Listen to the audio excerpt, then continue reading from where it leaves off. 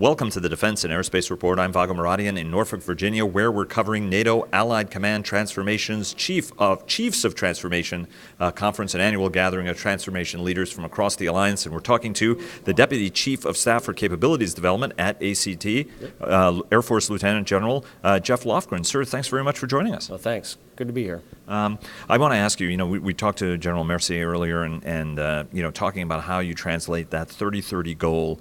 How do you get to that goal as you're looking at driving innovation and transformation across the alliance? You're the guy who's in charge of capabilities development and actually getting that down into the force.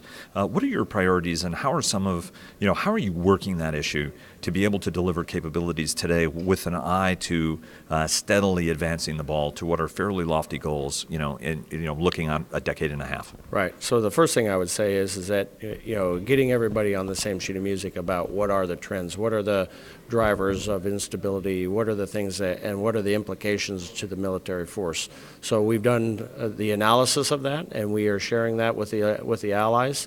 That is very consistent with a lot of the other bigger nations that do the similar kind of work. That, I think, helps set the baseline for our discussions. The next piece is that through the NATO defense planning process, we identify what we think are the minimum military requirements that the alliance would need to go forward. But that's not the story. The story then is okay, how do we then develop those capabilities that we are going to need in an interoperable fashion? And that really means that we need to start bringing industry into our conceptual discussions with nations, with operators, as we heard today, lawyers and everybody else, so that we can actually start to look at solutions to our problems.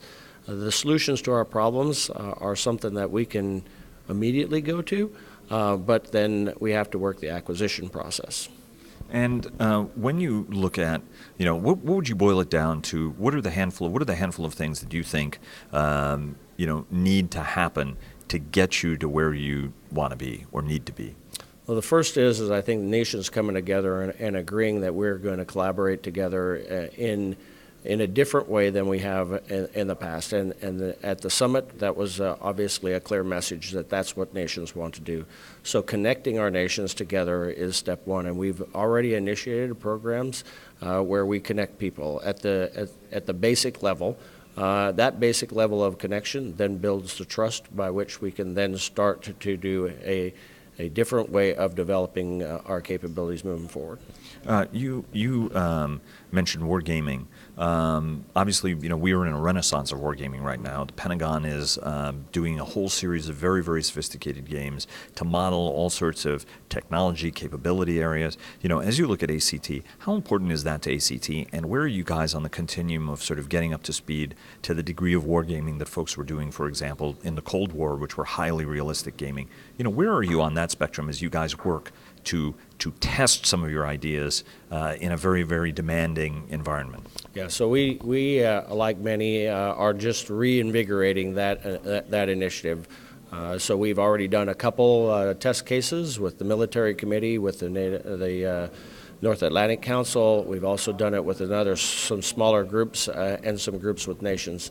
That work has shown that it can be very powerful in moving us quickly forward in what we're trying to identify are the requirements and then how we might go solve those problems. So I'm very encouraged by what we've seen so far, but to be honest with you, we've got a long way to go. You are the senior-most NATO officer in the United States. Obviously, this is the home of NATO in the United States, as some smart people have sort of pointed out today. Talk to us. One of the challenges is, as the United States historically hits the budget throttles, as it appears to be the case, right? The president-elect has talked about scrapping the Budget Control Act, so has the Republican leadership. And so there is a sense that there's going to be a lot more money flowing to the Pentagon. And historically, whenever the United States has done that, it's tended to create a capabilities gap between it and its allies.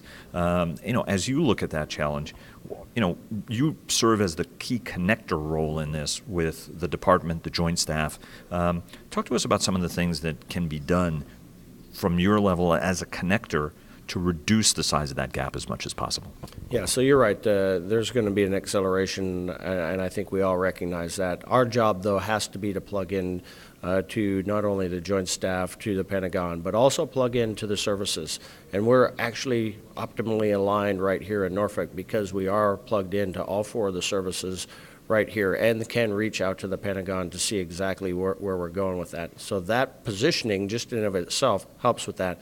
But then there's the outreach, and that is an aggressive program that we have instituted inside Allied Command Transformation to plug ourselves into the activities that are going on in the services. So the commander holds a regional commanders conference with all the U.S. counterparts at his level, and from that we drive down to the lower levels of understanding what they're trying to do. We also participate in their exercises where interoperability is what we bring to the mix, so that we try and minimize any types of gaps that are going forth. The good thing that I've heard, at least from the current folks that we're dealing with in all four of the services and in the Joint Staff, is that they are focused on not losing that interoperability moving forward because they know we're not going to do this alone. We're going to do this together.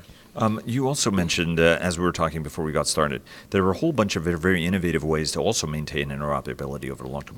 What are some of the ways that you think and you guys are working on here to make sure that you maintain that no matter what happens on investment level? Yeah, interoperability is often thought of in what I call the industrial age. I need to exactly everybody buy the same radio or everybody buy the same widget. And that's the only way to achieve interoperability. But we're in the information age. The information age offers us the opportunity to bridge capabilities together, just like you do with your iPhone and my Android phone. They aren't the same, but they are able to communicate to each other. That's the same kind of interoperability that we can achieve in the information age by using a federated cloud type of approach where we don't necessarily have to directly connect things together. We can connect things through the information age. And, you do have, last I checked, 28 nations, almost 29. There are 28 of them, certainly, in the alliance. There are 27, I think, here represented.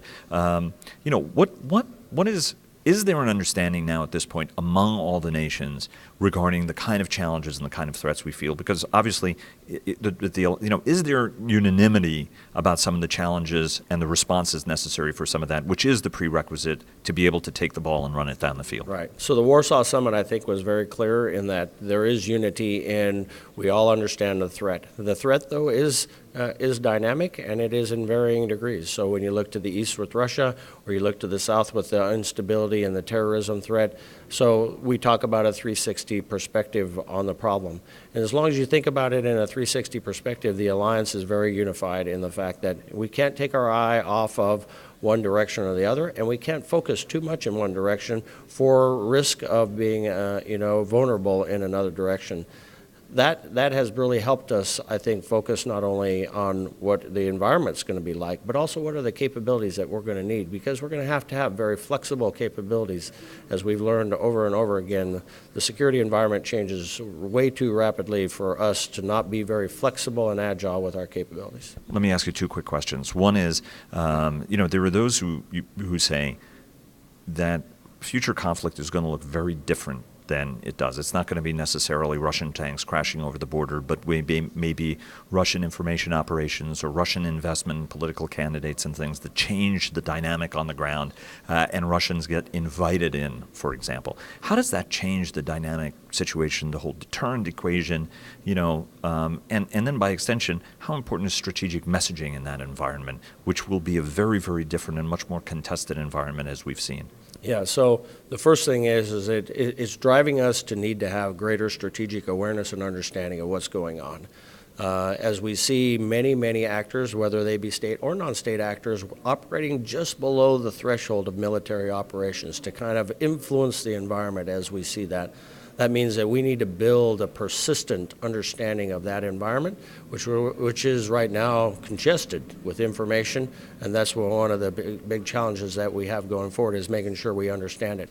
But then you're right, okay? As we communicate and as we think about our core thoughts right now on deterrence and defense and projecting stability, we have to associate what we are doing, whether it be an exercise or whether it be a capability development or any of those things with what is the message that we're trying to convey, so that we are sitting from a standpoint of a strong alliance that can communicate outside externally and also internally to our own population.